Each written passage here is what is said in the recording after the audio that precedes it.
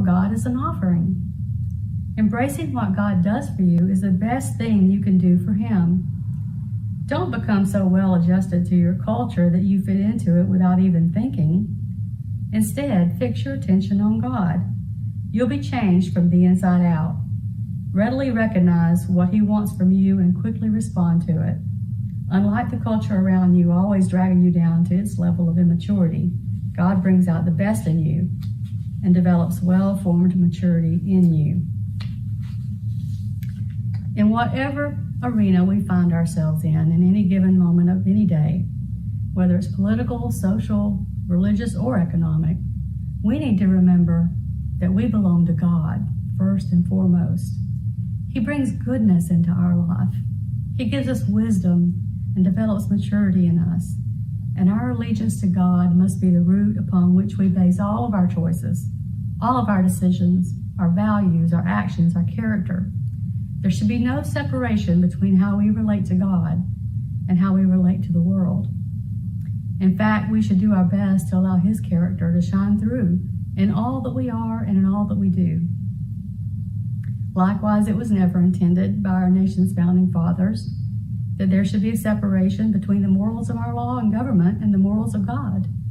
If you study history in the early writings of our founding fathers, you will plainly see that their religion and their God, our God, guided their hand in establishing this nation's system of government and its laws.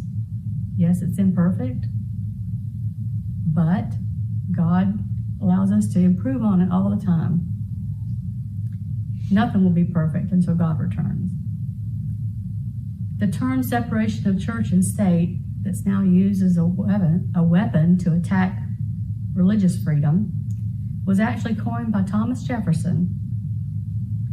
He persuaded, great persuader, that a written guarantee of freedom of religion was needed.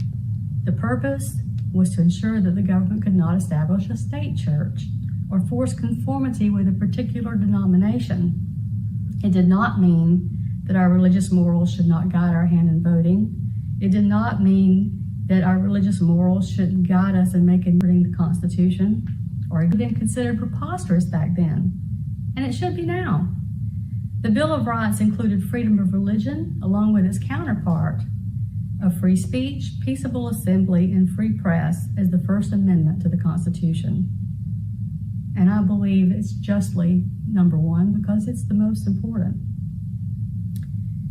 Jesus' answer was carefully calculated, not just to keep himself out of trouble. He knew he was going to be in trouble before the end of the week, but to give them the bigger picture. He simply moved the discussion to a different perspective, God's perspective. The temple priests and the Pharisees had veered far off course.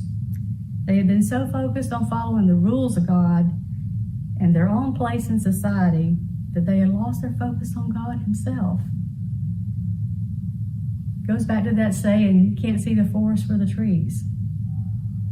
But placing God and His purposes for us in the center of our living, ahead of worldly viewpoints and worldly priorities. Our call as followers of Jesus Christ is to keep our focus on Him and make Him the priority of our lives. But in our busyness and in the stress and worries of life, we sometimes get our priorities out of order. We've all been guilty of that. And we temporarily forget that God told us, Jesus told us, not to fret, not to worry about the needs of today or tomorrow, because God knows what we need. Instead, Jesus said to seek after His kingdom and His righteousness, and God will make it possible for all your needs to be met. So I want you to take a few minutes this morning to consider, what has been worrying you lately? What has been occupying your thoughts, your efforts, your time? What have you been focused on? The world and its worries, or God and His plans for you? If there was any hesitation in answering God and His kingdom, then you might have veered a little bit off course like the Pharisees did. God sent Jesus to them to tell them this story so they would see the big picture and the error and get back on track.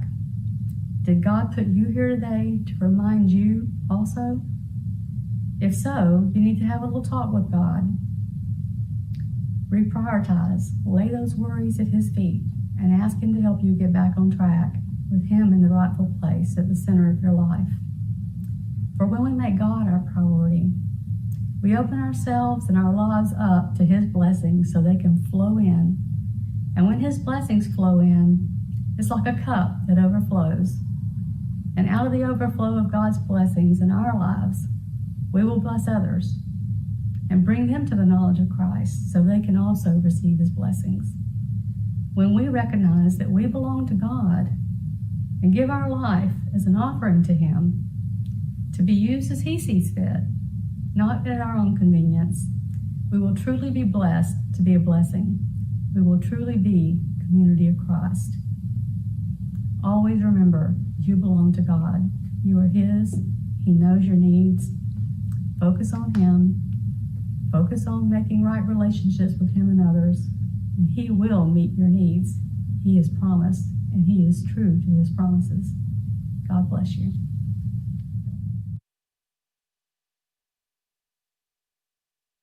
I pray a prayer for peace, dear Lord. Peace for the hopeless. Peace for the ignored. Peace for the abused. Peace for the sad. Peace for the ill. I pray a prayer for peace, dear Lord. Peace for the powerful. Peace for the successful. Peace for the careful. Peace for the happy. Peace for the loved. I pray a prayer for peace, dear Lord. Peace for the fearful, peace for the troubled, peace for the downtrodden, peace for the war-torn, peace for the wounded. I pray a prayer for peace, dear Lord. Peace for the forgotten, peace for the abandoned, peace for the homeless, peace for the hungry, peace for the unwanted. I pray a prayer for peace, dear Lord. Peace for the children.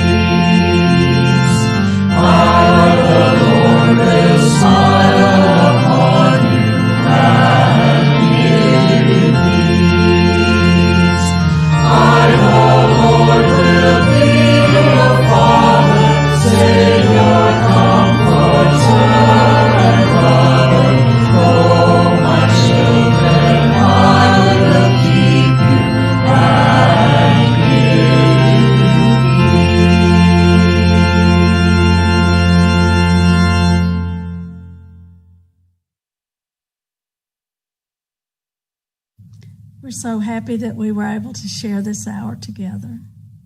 Would you pray with me?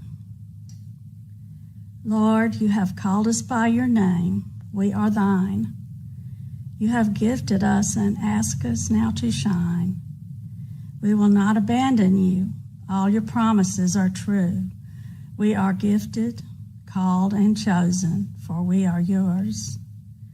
With your wonder in our souls, we'll make your wounded children whole, for we will tell your precious people they are yours. Amen.